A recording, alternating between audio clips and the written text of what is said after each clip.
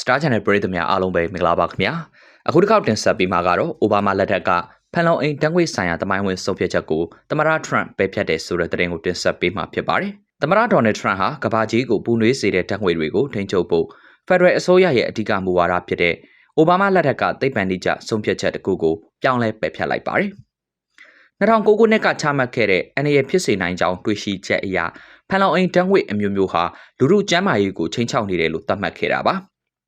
ဒီဆုံးဖြတ်ချက်ဟာအထူးသဖြင့်မော်တော်ယာဉ်တွေကနေထွက်ရှိတဲ့ဓာတ်ငွေထုတ်လုပ်မှုတွေကိုကန့်သတ်ဖို့အတွက်ဖက်ဒရယ်အစိုးရရဲ့ဥပဒေကြောင်းအရအခြေခံအုတ်မြစ်ဖြစ်ခဲ့ပါတယ်။အိမ်ဖြူတော်ကတော့ဒီပယ်ဖျက်မှုကိုအမေရိကန်သမိုင်းမှာအကြီးမားဆုံးသောစီးမင်းဖြေလျှော့မှုအဖြစ်နဲ့တင်စားခေါ်ဝေါ်လိုက်ပြီးဒါဟာကားစင်းနှုန်းတွေကိုပုံမသက်သာစေမှာဖြစ်တယ်လို့မော်တော်ယာဉ်ထုတ်လုပ်သူတွေအတွက်လည်းကားတစ်စီးချင်းစီအလိုက်ကုန်ကျစရိတ်ဒေါ်လာ2400ခန့်ရောကျသွားစေမယ်လို့ဆိုပါတယ်။တဘာဝပတ်ဝန်းကျင်ထိန်းသိမ်းရေးအဖွဲ့တွေကတော့ဒီလောက်ရဟာရာသီဥတုပြောင်းလဲမှုဆိုင်ရာမူဝါဒတွေကိုနောက်ကျောင်းပြန်လှည့်ရမှာအဆိုးရွားဆုံးကြိုးပမ်းမှုဖြစ်တယ်လို့ဝေဖန်ခဲ့ကြပြီးဒါကိုတရားရုံးမှာကန့်ကွက်သွားဖို့ပြင်ဆင်နေကြပါတယ်။2009ခုနှစ်ကဆုံးဖြတ်ချက်ဟာအမေရိကန်မော်တော်ယာဉ်လုပ်ငန်းကိုပြင်းပြင်းထန်ထန်ပျက်စီးစေပြီး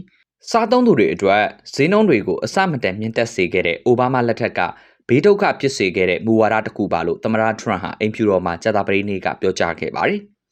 ဒီစီးမြဲဟာဒီမိုကရက်တွေရဲ့ရာသီဥတုဆိုင်ရာအစီအစဉ်ဖြစ်တဲ့ Green New Scam အတွက်ဥပဒေအကြောင်းအရာအခြေခံဖြစ်လာပြီးဒါဟာသမိုင်းမှာအကြီးမားဆုံးသောလိမ်လည်မှုတစ်ခုဖြစ်တယ်လို့ထရန့်ဟာထပ်လောင်းပြောဆိုခဲ့ပါတယ်။လက်ရှိသမ္မတတွေရဲ့မူဝါဒအပေါ်သတ်မှတ်ချက်ပေးလိမ့်မရှိတဲ့သမ္မတဟောင်းဘာရက်စ်အိုဘားမားကတော့အခုလိုမျိုးပယ်ဖျက်မှုဟာအမေရိကန်ပြည်သူတွေကိုပုံမဘေးမကင်းဖြစ်စေလိမ့်မယ်လို့တုံ့ပြန်ခဲ့ပါတယ်။ဒါဟာကျွန်တော်တို့ကိုပို့ပြီးတော့ဘေးမကင်းဖြစ်စေသလိုကျန်းမာရေးအတွက်လည်းပို့ပြီးဆိုးရွားစေမှာပါ။ရာသီဥတုပြောင်းလဲမှုကိုတိုက်ဖြတ်နိုင်စွမ်းလည်းလျော့နှဲသွားမှာဖြစ်ပြီးဒါတွေအားလုံးဟာကြောက်ဖြစ်ရုပ်ကျွင်လောင်စာလုပ်ငန်းရှင်တွေပတ်စံရဖို့အတွက်လှုပ်ဆောင်နေတာပဲဖြစ်ပါတယ်လို့အိုဘားမားက X လူမှုကွန်ရက်မှာရေးသားခဲ့ပါတယ်။ပတ်ဝန်းကျင်ထိန်းသိမ်းရေးအေဂျင်စီဖြစ်တဲ့ EPA အိုဘားမားရဲ့ပထမသက်တမ်းဖြစ်တဲ့20 baseball ခုနှစ်မှာဖန်လုံအိမ်တန်းငွေရဲ့တက်ရောက်မှုအပေါ်စတင်ရပ်တည်ခဲ့တာပါ။အဲ့ဒီအချိန်ကကာဗွန်ဒိုင်အောက်ဆိုက်နဲ့မီသိန်းအပါအဝင်ကမ္ဘာကြီးကိုပူနွေးစေခဲ့တဲ့အဓိကဓာတ်ငွေ6မျိုးဟာလူသားတို့ရဲ့ကျန်းမာရေးအတွက်အန္တရာယ်ရှိတယ်လို့ဆုံးဖြတ်ခဲ့တာပဲဖြစ်ပါတယ်ခင်ဗျာ။